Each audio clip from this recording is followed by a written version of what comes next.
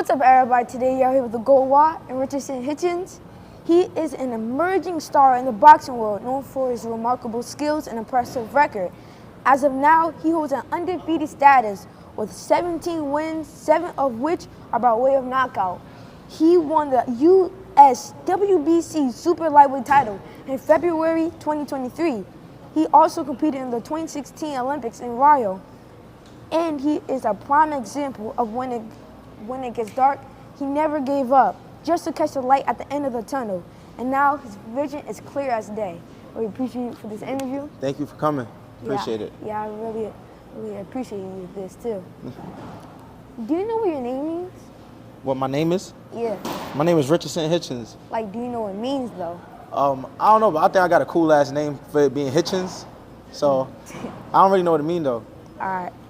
Well, Richardson means powerful ruler, and it comes from Germanic name, like England or Germany, like a German name. Okay, I never knew that. You just told me something today. Yeah, and Hitchins means people of the horse, and it comes from Old English. Okay, that's dope. Now I know that. I gotta remember that. And your mom and little brother was outside the house and called you for help while you were in training camp. Do you feel like this was your calling?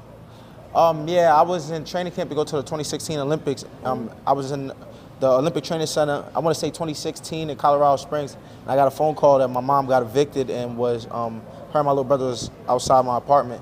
So I remember just like crying, breaking down. And I remember I was with my good friend Shakur Stevenson, and he was just like, don't worry, you're gonna go to the Olympics. He had a Powerade deal at the time, and he plugged me in with the Powerade deal. He got me to do a commercial with him, so I made some money that was able to make money for myself and help myself out, plus just help, whatever I had to do with my mother and brother at that time.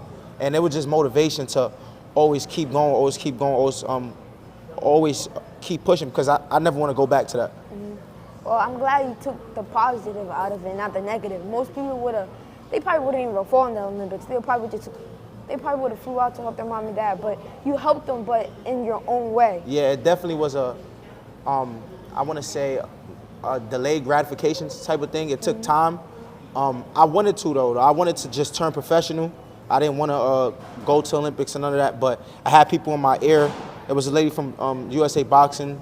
She was in my ear telling me, go to Olympics. Shakur was in my ear. Different coaches in my ear to say, go to Olympics. It's gonna better you in your professional career, and that's the route I took, and it paid off for my professional career. Yeah, it looks like it too. You're Right. here and you're a big star. Right. And do you believe everything happens in the way it's supposed to happen? I believe that. I believe when it comes to my career, everything that happened the way it was supposed to happen, but I think that everything that's happening was bound to happen. I think that if I didn't have the setbacks that I had in my professional career with my last promotional company, if I'd have been more active, I believe I would have had the opportunities I'm getting right now way before, maybe a year or two. I think me signing with Matchroom and getting with Eddie Hearn got me to catch up to where I've been missing out. The guys like Teofimo and Shakur, they was getting opportunities kind of when I was in the back burner, and I had to catch up. So now we're kind of behind the 8 ball, but we catching up. So you believe everything's happening for a reason. Right. Yeah, I can respect that. Do you know how important it is to listen with understanding rather than listening just to respond?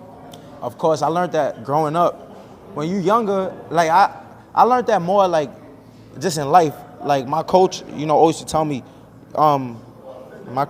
yo, like little things like pay your insurance or do this, and then like I'll never listen. I'll not pay my insurance. I'll get locked up like 3 times for driving a car with no insurance and stuff like that. Or like just like simple things as a boxer, you'll hear drink a lot of water, and I'll be like, drink water for what? Like I'll drink as much water as I want, but when you're in that 10th round and the fight is getting hard, you got to be hydrated. You got to have that water in you so you can sweat it out. So them lessons taught me to always listen and try to understand why somebody telling me what they telling me.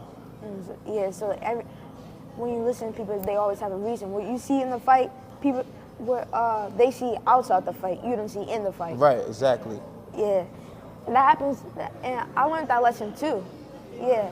I'm glad you learned that at a young age. Yeah, I learned that lesson too, because I realized what they're saying, it means a lot more than what I'm seeing, because I can see a punch, but they can see a combination. Right, exactly. Yeah.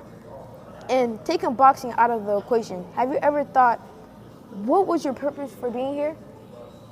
I always been infatuated fighting since a kid. Fighting was always my main love. Like whether it was karate, whether it was street fighting, if it was a kid in the neighborhood that knew how to fight, I wanted to be his friend just to learn how he could fight or how he got his skills. So when I walked in the gym, I fell in love with the sport. I remember falling in love with the hand wraps. I remember my first time ever seeing Grant gloves. I was in love with it. It was like a kid getting like a new WWE toy, like a wrestling toy, a game. It was like so fun to me. So I think like that your Christmas. it was like Christmas, like, yeah. So I just always wanted to be around the sport. I wanted all my friends to be boxers. I wanted to be at my coach house every weekend growing up as a young kid. So I felt like I just fell in love doing something that I really love. It like from a young kid. I didn't grow to love it. I loved it instantly, and it never changed. Yeah, that's how I was when I first started boxing. I would like the training, but not that much. I just wanted to spar. I just wanted to hurry up and get in there. Most fighters that love boxing is like that, though. We love the physical. We don't really like the pads, and I hate coming here to scooter, but I do it because I'm a professional, so you gotta do it. I gotta do it. But I like the sparring. That's my favorite day of the week. Mine too. Yeah, facts. What is your definition of self-love?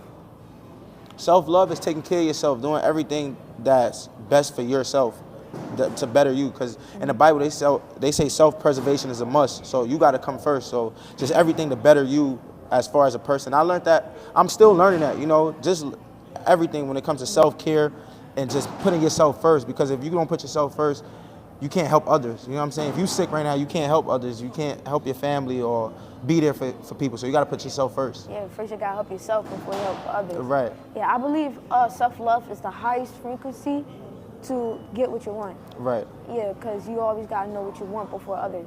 Like, you can be, for example, yeah, you can be sick and everybody else can be sick too, but you need to get yourself up first to help others because you're going to be around slouch and stuff like that. Right. And it's not going to help them fully. Exactly. Yeah. And my last question is always the same question. Without money, cars, or jewelry, even without family, respectfully, how do you find happiness within you and you can't bring family up? I really never got to think about that question, to be honest.